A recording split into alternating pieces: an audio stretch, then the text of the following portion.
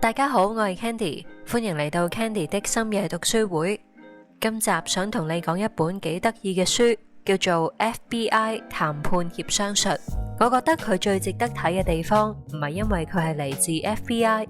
而係佢講中咗一件我哋日日都會遇到嘅事，就係好多時你傾唔掂數，唔係因為你冇道理，係因為一開口你嘅方法已經錯咗。例如你同老闆傾人工，你同同事傾分工，你同另一半傾一件你唔開心咗好耐嘅事，你以為最重要嘅係內容，其實好多時最重要嘅係你第一句點樣開頭。因為好多人一見對方語氣強硬，黑晒面或者開始防守，第一個反應就係會開始解釋自己，講理由，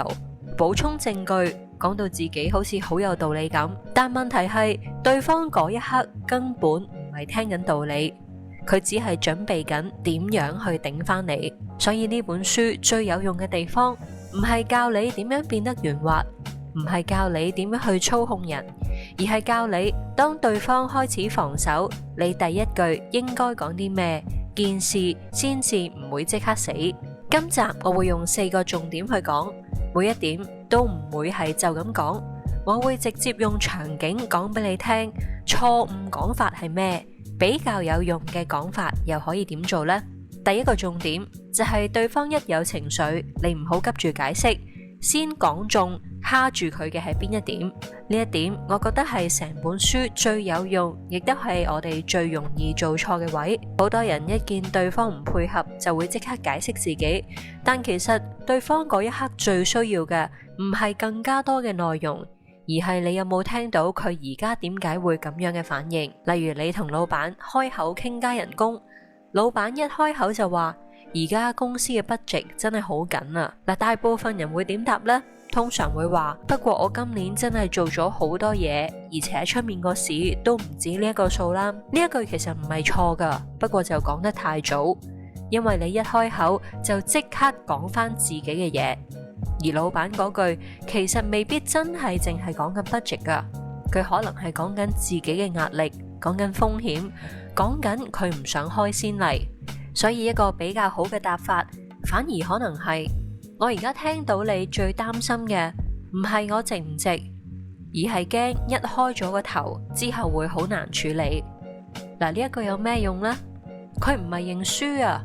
亦都唔係想拍馬屁，佢只係做咗一件事，就係你幫對方講出佢未開口講過一樣嘅顧慮。而一個人一覺得自己俾人聽到，佢先至會由防守變翻做可以傾。所以第一點唔係叫你去安撫人，唔係叫你去氹人，而係你要先講中對方而家究竟係卡住咗喺咩位呢？你可以記住一個簡單嘅句式，就係我聽到你而家最擔心嘅其實係，例如係我聽到你而家最擔心嘅係驚做咗之後收唔翻，我感覺你唔係其實想反對我，而係你驚件事失去控制。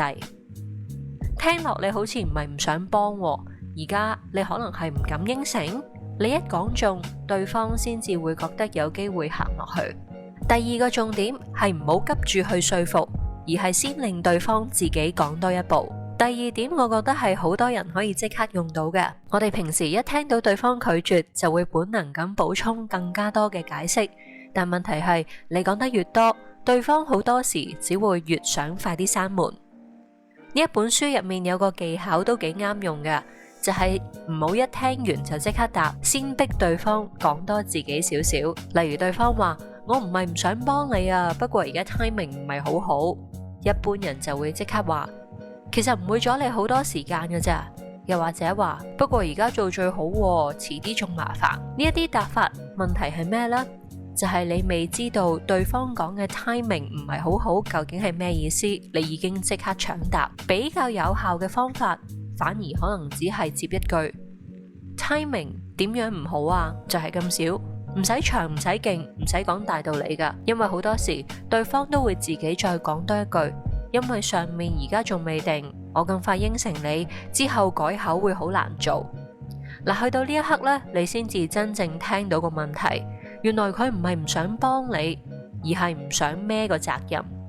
呢一個位好重要，因為你一日未聽到真正嘅原因，你後面講乜都只會係亂槍打鳥。所以第二點其實好簡單，就係唔好急住回應，先令對方講清楚自己嘅諗法。好多時你都唔需要太快㗎，問清楚點解就得㗎啦。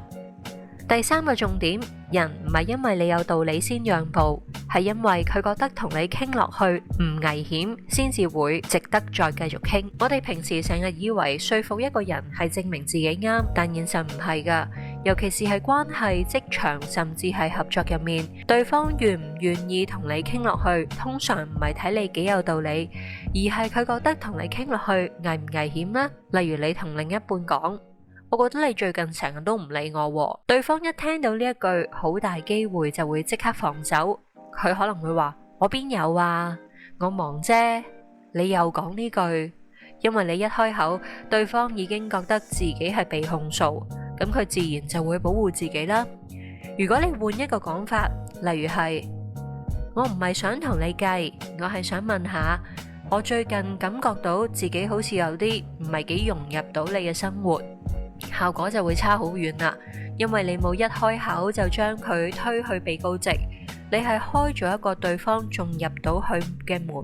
效果就會差好遠啦，因為你冇一開口就將佢推去被告席，你係開咗一個對方仲入到去嘅門。呢一點其實好值得你講清楚噶，因為有時唔係內容錯，而係你根本就冇開個門俾對方入去同你傾。所以第三點，我會總結做：對方唔肯同你傾，未必係唔接受你嘅要求，可能只係你個講法太似攻擊。第四個重點，聽到唔得，唔好即刻加力，先拆清楚究竟佢拒絕緊啲乜嘢。第四點，我覺得係好反常識，不過亦都係好有用噶。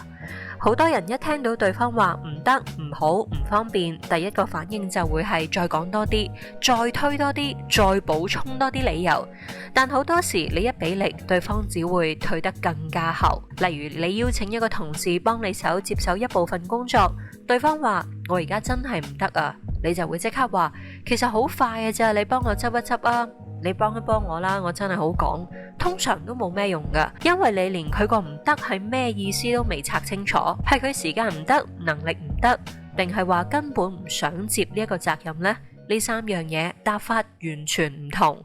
所以更加有用嘅講法，反而可能係你話唔得係因為而家太多嘢做啊，定係話你接唔到呢一種 task。呢一句嘅好處係你將一個模糊嘅拒絕拆開，一拆開件事先至可以繼續傾噶。又或者你可以講：我想搞清楚啊，你而家冇時間啊，定係話你有其他嘢諗緊啊？你唔係逼佢即刻去應承，而係你先搞清楚佢究竟拒絕緊邊一部分呢？所以第四點其實係唔好一聽到拒絕就即刻再推，先問清楚對方究竟拒絕緊啲乜。有時人講唔得，唔係真係冇得傾噶，只係佢而家仲未覺得你明白佢棘住喺邊一度。所以講到最後，我覺得 FBI 談判協商術最好睇嘅唔係佢教我哋幾多技巧，而係佢逼我哋重新去檢視一樣嘢，就係好多時一段對話嘅失敗唔係因為你冇理據，而係因為你太快想證明自己，你太快解釋，太快反駁，太快想推去個結果嗰度，但對方根本仲未準備好同你去嗰度。所以真正有用嘅唔係點樣去講贏人，而係你有冇能力做到以下四樣嘢。對方一有情緒，你就先講中棘住佢嘅喺邊一度，唔好急住去說服對方，先令對方自己講多少少。開場唔好太似攻擊，令對方覺得同你傾落去冇危險。最後聽到拒絕，先拆清楚佢拒絕緊啲乜。如果你做到呢四樣，你唔一定會即刻贏，不過至少你唔會一開口就輸。我係 Candy，多謝你收聽 Candy 的深夜讀書會，下次再見。